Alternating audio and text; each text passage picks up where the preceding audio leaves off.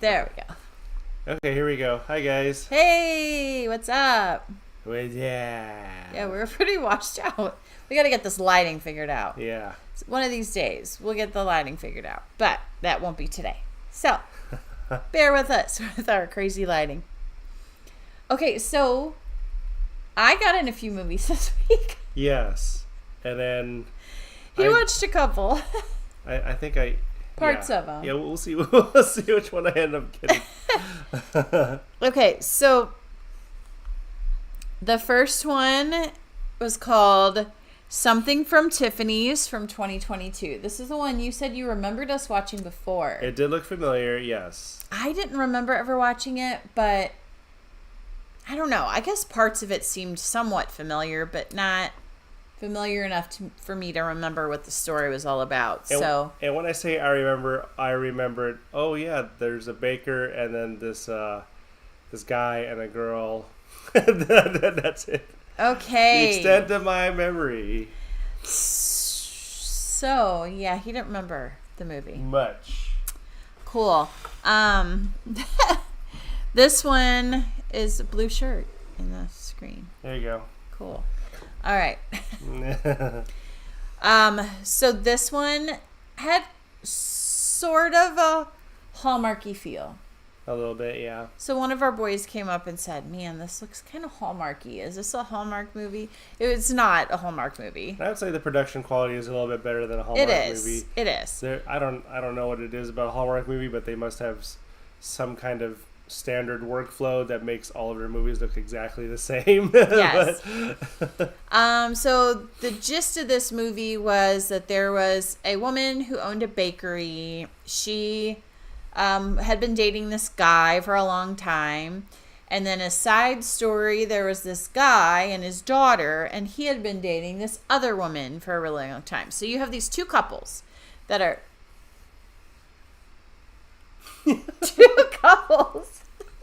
that are unrelated, don't know each other.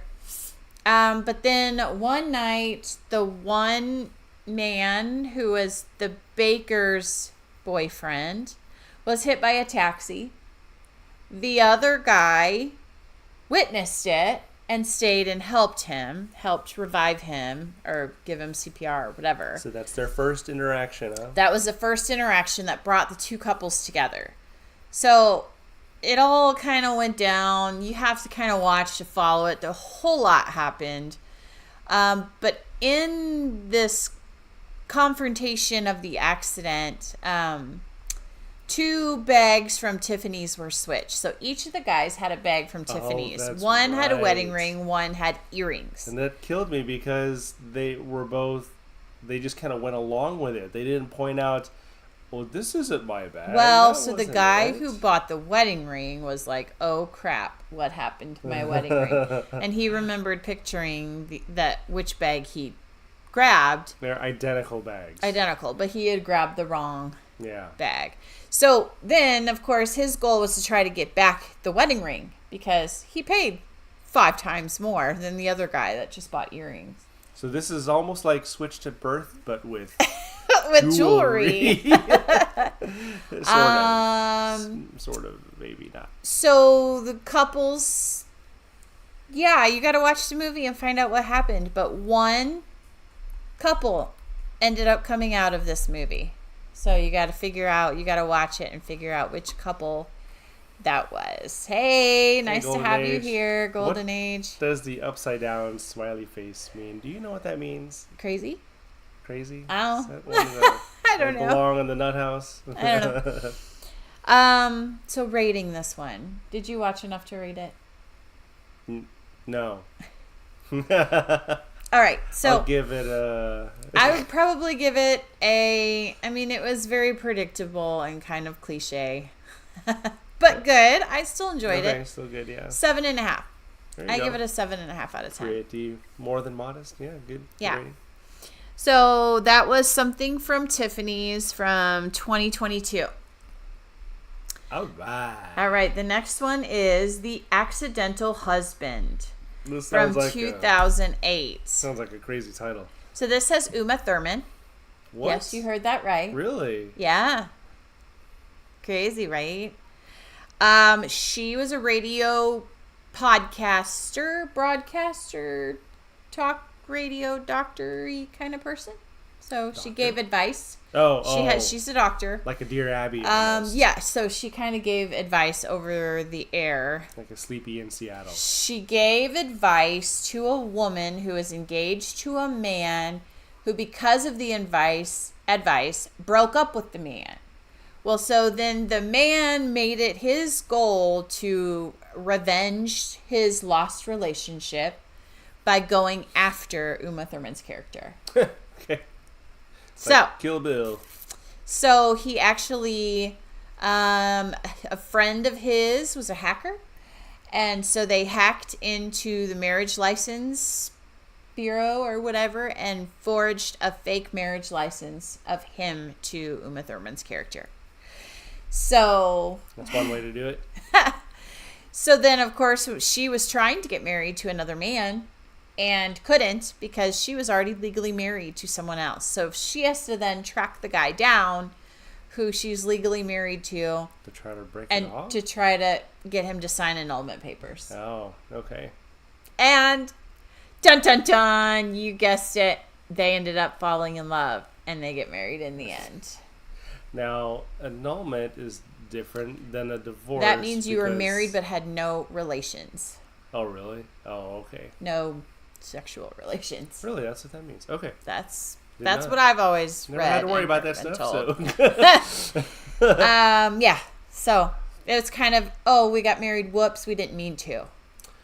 So let's get annulled. What was the story, like the journey, the storytelling? Was it entertaining? I gotta watch. Well, depending on what you rate it. It kept me entertained. Okay. I wanted to figure out what was going to happen. I wanted to see if he got his revenge against her, and he sort of did, but in the process, he fell in love with her. Oh, okay. So it was kind of one of those twisted love stories. And you get these people working together. You never know what might happen. So, yeah. It's kind of one of the reasons why I titled the thumbnail as I did, which you didn't see yet, but I said, blind dates, blind weddings, and kind of match two people together that might not necessarily be the ideal pair. So the other main character is Jeffrey Dean Morgan. Oh, he's the guy that played Negan. The guy who played Negan from Zombie. He's the one that ends up with Uma Thurman. He's a good actor. He is a good actor. And so is Uma Thurman. I thought they both did a really good job. So it was really fun movie to watch. I would give it an 8 out of 10. Oh, wow. I thought it was good. And I just happened to stumble upon it on Prime. I was just kind of searching movies that contained something about a wedding on Prime. We have Prime ad-free. So it's nice to watch movies on Prime if we can get them because we don't have to deal with stupid ads. Yeah, because now we've come full circle to going from a free streaming service with 0 ads. Cable used to be like this 25 years ago probably. Yes. And now they've reintroduced ads into the whole system and we're kind of back where we were. Hey, guess what's up? Yeah. So it's kind of annoying, actually, that streaming services make you pay up the butt. A premium. To get quite the premium to get ads free, off. Yeah. Depending on what you're getting. Like Disney's atrociously expensive for ad free. So is Hulu and Netflix. So Prime we was paid the more reasonable $2.99 a month extra to have no ads on Prime. Yeah. So for me, that's worth it.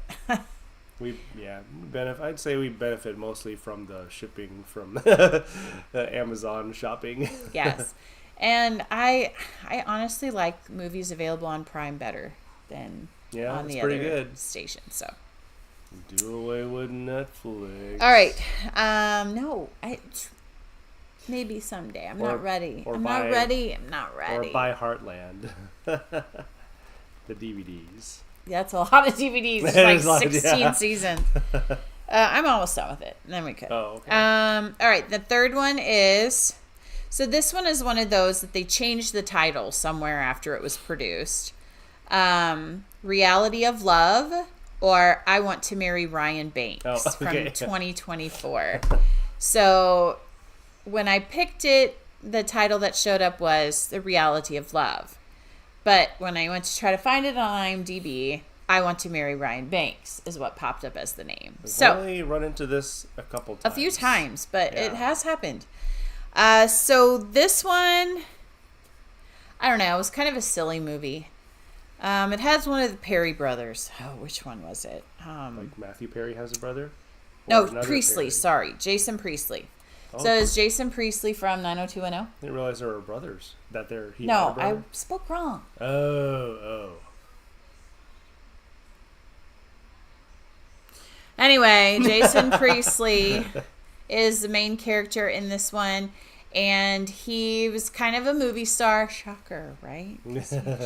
But he was playing a movie star in this movie who was kind of fallen off the tracks. So people weren't following him. He wasn't having the viewership that he used to have. Has been. So no, he didn't get that. He didn't get to be has been. Just kind of an older is. Okay. That makes sense. So his best friend was kind of a promoter, publisher for the company that, I don't know, manages him, owns him, whatever you call it. I mean, do you really own somebody? But you're managing them and telling them what they can do and what they can't do. So you kind of do own them. Yeah, agent, I guess. So he came up with this idea to have like a Bachelor style show where he meets all these women and he whittles them down to one woman that's then supposed to fall in love with him and marry him.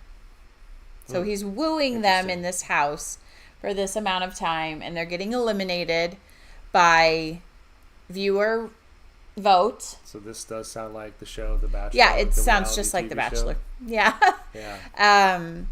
So anyway, but in the process, this one girl that became America's favorite, America's sweetheart, so to say, that she kept getting voted through. Well, everybody thought she was going to end up with him, but in the background, she had fallen in love with the best friend agent guy. Oh, had they been hanging out? Or I guess just they did secretly hang out. So they were avoiding the video cameras that were videoing the house, and so they would duck or hide or whatever to get away from the view of the video cameras and sneak around the property to be together because they wanted to be together. And she was not attracted to Ryan Banks. She was attracted to the best friend. Well, it whittles all the way down to her and another girl, and she kind of told the friend, if I get picked, I'm going to say no. Like, I am pulling myself out of this competition. So she actually leaves. Wow. And they slap a lawsuit on her and say if she doesn't come back and finish out the show, she was going to get sued for $1 million. Wow. So, of course, she says, well, fine, I will finish out the show. If I end up winning, I'll say congratulations and then leave. Yeah. Because they can't make me marry him. Right, yeah. So that's what she does. She goes back. Well, she doesn't know, but they pulled a switcheroo on her. Like the princess switch? No. Oh. Like the show is all about finding the best friend. The girl. Like, he turned it around. The Ryan Banks said that I would not have the ratings that I have if I was not a bachelor, the most eligible man on earth. So this was all about finding love for my best friend who deserves it more than anything. Oh, wow. Yeah, isn't that cool? So it was kind of fun. Well, that's an interesting twist. Yeah, so it was a really, really fun twist to the end of it. This one, to me, though, felt more like a Hallmark movie than the other one.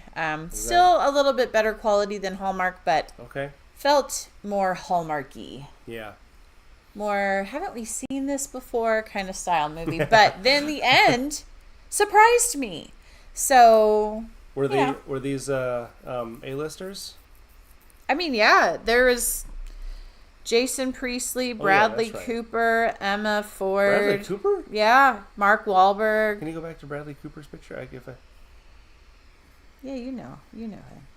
I think that's the guy that was he played an American Sniper. Yeah. Yeah, so big names in this movie. I mean, and it was good. I thought it was cute.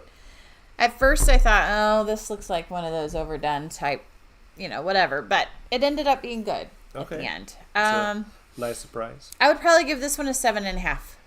also. Okay, a lot of I'd say highly recommend films in today's lineup. Yeah. So that was I Want to Marry Ryan Banks or Reality of Love from 2004. Reality of Love seems to be a better title. Be fitting with the whole reality TV aspect. It was a better title. I don't know why they switched it to I Want to Marry Ryan Banks. You mentioned, the video cameras in the house makes me think of those old shows like Big Brother and Real World. It was kind of that feel. That's what they were doing with that. Yeah. All right. And then the last one was, I was looking for a comedy that had to do with weddings. This one popped up. Wedding Days from 2006. So I started this one and was excited to watch this one and got 10 minutes into it and passed out on the couch. I was coming off of an all-nighter in the hospital, so I had... Still adjusting jet lag. Jet lag, but hospital shift lag. So I had been awake for 27 hours. It's rough when you throw off your sleep schedule like that. Yeah, so I'm still not, after we're done with this live, I'm going to bed because I still feel like I haven't recovered from that. I don't know. Maybe it's just getting harder and harder, it seems, for me to pull these all-nighters, but... Well, that's tough anyway. It is. Especially when you're not used to it. If it was something I did all the time, and on top I would get used to it. But on top of having, your usual starts of the day. Yeah, so I was at work at 5 a.m. I mean, I got up at 5 a.m. to go into work, and then I got called into the hospital at 4 p.m. So I was in the hospital until 8 a.m. the next day. So I had been awake from 5 a.m. on Thursday morning till after 9 a.m. on Friday. Once I got home at 8 and got settled, it was like 9 o'clock. Say minimal access to food. Also. And I didn't. Everything was thrown off. Yeah, and I didn't sleep very well because I kind of didn't want to ditch the kids and just go in the room because they were awake. So I kind of slept on the couch, and then we get this big tornadic storm that decides to throw hail at our house, and that woke me up with quite a shock at about 1 o'clock. So I only slept from 10 to 1, really. I go to bed at 9:45 and wake up at 10. Yeah, well. Yeah. Good for you. I don't get that much sleep. My bad. But the lighting's still good, but I dropped the little lighting thing. So anyway, Wedding Days. You got to talk about this one. So I thought this was an American Pie movie because it's got Jason Biggs in it. And it's got the girl that looks like she was from Leap Year. Is that the same girl from Leap Year? Isla Fisher. Yeah. It starts off with a pretty traumatic scene where the lead actor proposes to his fiance, and then she... But not only does he propose to his fiance, he dresses like Cupid. In his undies, like tidy whities. No, tidy red, sparkle. Oh, red, okay. Sequin. Oh, and he had a note. He reached for his note. You'll never guess where he stuffed the note. In the schlong holder. The schlong holder?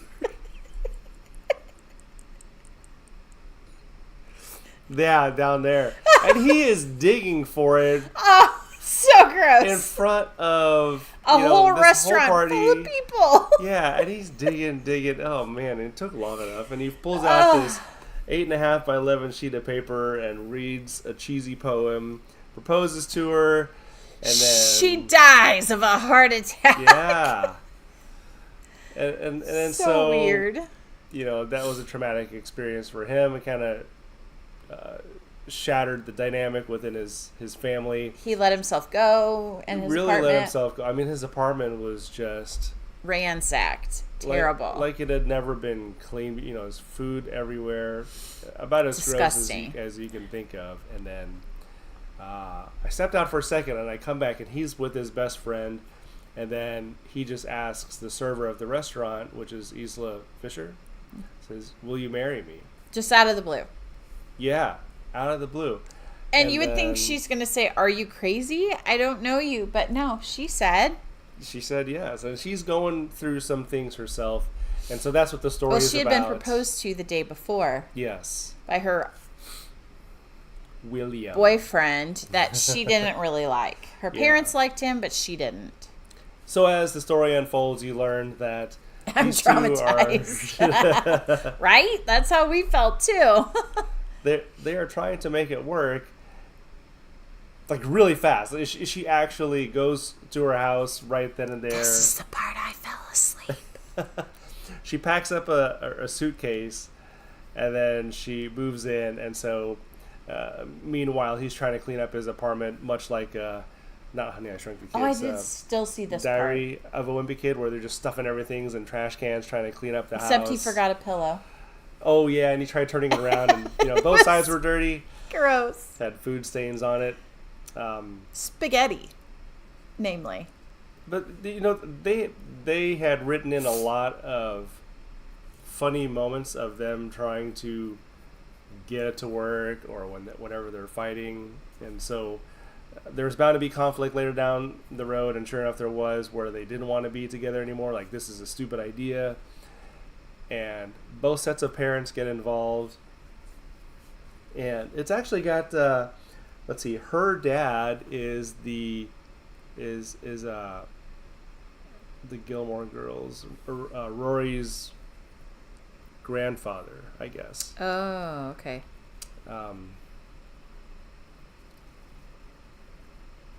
There he is, right? There he is. Edward Herman. Yeah. And so the mother is Margot Martindale. And the relationship between those two is pretty... Actually, the dynamic between both sets of parents brings some pretty good comedy to this movie. And it's got... Oh, I can't remember who the guy that sabotaged the Matrix was. Joe Pantoliano. Yes. Pantoliano? Yeah. Pantoliano. I forgot his name. Scott. Smitty. But I mean, in the Matrix, he was the guy that sabotaged the Matrix and worked with the agents. Anyway, he was in there, and it all unfolds. No, not Mouse, but he attacked Mouse. Yeah. Funny movie. It all came together in the end, and do they get together? Yes, they get together, and they got married. They got married. Oh. Yeah. Okay, I'm gonna finish it. I am gonna finish it. I'm gonna watch it later. Yeah, it is really funny. It kept me entertained, and there was one scene in there, and I thought that was really funny, that she was waiting for him in bed as he was brushing his teeth, and then he comes out, surprised to see her. She's dressed and everything, and they're trying to have a conversation, and he's conversing as he's got toothpaste in his mouth. Instead of spitting it out, he continues the conversation, and she gets closer and closer, and she says something that shocks him, and just gets toothpaste all over her face, in her mouth. It went in her mouth. It was really gross. And it got in her eye, and it started stinging her eye. It was just really funny. There's several. Yeah, isn't that gross? There's several awkward, well-written moments in this story like that make it funny. Not as vulgar as American Pie as far as the comedy goes, with the exception of a few instances. So, with the exception of the note in the schlong. Yeah. It was an entertaining movie for sure. So what would you rate it? I don't feel like I watched enough to rate it. I'll have to go back watch it back. I'll give it an 8. All right. So you had 2 7.5s and 2 8s tonight. Yeah. So that was Wedding Days from 2006. Give it a whirl, folks. Give it a whirl. Yeah. So we're spending a lot of time. Well, I guess we did have some newer movies, but this is 19 years ago. That's the good movies though. Like early 2000s, late 99. Yeah. Or 1990s. Those are the best. Those are the best 20 years for movies, I would say. Yeah, I think 80s movies are good too, but I'd say between 90 and 2010. And about movies, people still really enjoy going to the theaters, and since all the stupid shutdown stuff, it's still changed everything. Still trying to come back, but it's not what it used to be. No, for sure. not at all. Yeah. Anyway, so that's what we had for you this time. We had 4 movies. I have 2 weeks left of work, and then we'll have way more time to watch movies. So June will be a month. Let's try to hit a movie a day. I remember when we had that pace. I know. Oldies but goodies. It's right. We like that. So we're hoping through the summer that we'll get about a movie a day on an average. So we'll see. So thanks for joining us tonight. Like, subscribe, and ding, ding, ding it. All right. We will see you on Tuesday for our movie review. We're not sure what it is yet. It's a surprise even to us. And we will talk about it. And you should join us. You should. Yeah. Okay. All right. See you next time. Bye.